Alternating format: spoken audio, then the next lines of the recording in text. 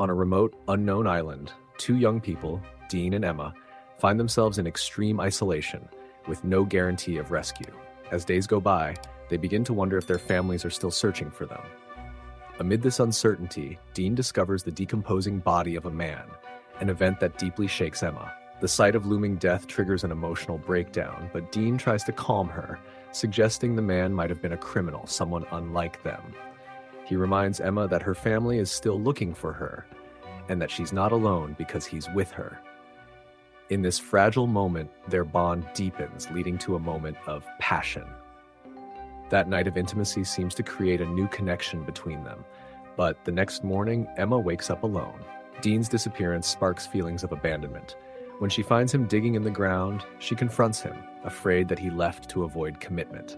Dean reveals he's trying to give the dead man a proper burial, but refuses to say more. Emma senses something deeper behind his actions and presses him. Dean, still emotionally closed off, lashes out, saying that just sleeping together doesn't make them close. The tension escalates until Emma injures herself, finally breaking through Dean's walls. He rushes to care for her and apologizes for his harsh words. Dean then shares a traumatic memory, the death of his mother in a car crash while she was driving him home from soccer practice. He confesses the guilt he's carried, fearing others blamed him for the tragedy. Emma tries to comfort him, but Dean remains quiet.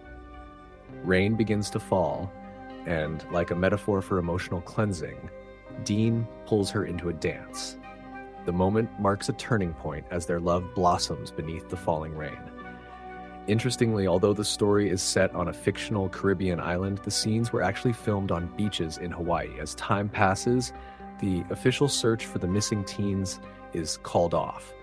While the world moves on, their parents refuse to give up hope, especially Barbara and Jack, who persist even as bad weather halts their efforts.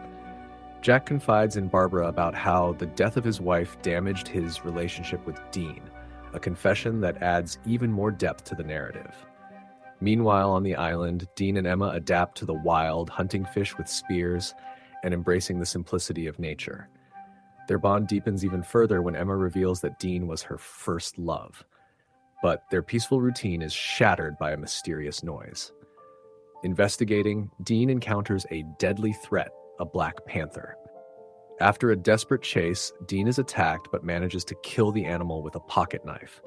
Emma saves him once again and tends to his wounds, a powerful symbol of the pain and healing they share. Later, they discover that a monkey had stolen their belongings, including the flare gun that might have rescued them. This surreal twist adds a sense of unpredictability, reinforcing the idea that the island plays by its own rules. Becoming more resigned to their fate, Dean suggests they build a permanent life on the island. But Emma pushes back. She refuses to accept a future defined only by survival. Still recognizing Dean's efforts, she reconciles with him. When a helicopter finally appears in the sky, they use the recovered flare gun to signal for help. They're rescued. At the airport, they're reunited with their families amid a crowd of onlookers. The physical separation between them in that moment foreshadows a new challenge, the difficulty of maintaining their connection outside the island.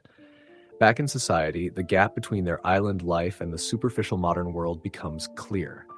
Emma is surrounded by praise and attention, while Dean remains on the sidelines. She ignores his signals during a party, and he, hurt, stops answering her calls. In a quiet, introspective scene, Dean visits his mother's grave and finally says goodbye to his past, thanking her for watching over him during those dark days. At the school dance, Emma goes with her friend Stacy, refusing to conform to others' expectations. The story ends with Dean, once again, waiting in the rain. But this time, he's not desperate, he's hopeful. Emma finds him, and they kiss. Like many stories of love and survival, theirs triumphs over hardship. But one question remains. Would Dean have been happier if he had stayed on the island, far from society's pressures and judgment? The answer is left open, inviting us to reflect on what freedom and belonging truly mean.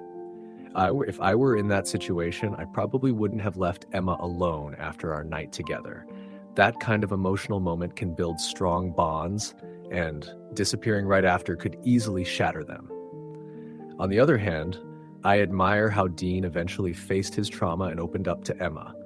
The rain dance scene, both here and in the film, is a powerful symbol of emotional release and a turning point in their growth together. But here's the real question. Would Emma and Dean have fallen in love if they hadn't been stranded on that island? Or was it the isolation that forced a love that might never have existed in the real world? Drop your thoughts in the comments. And before you go, don't forget to like, subscribe, and hit the notification bell so you never miss a new video. Take care, and I'll see you in the next one.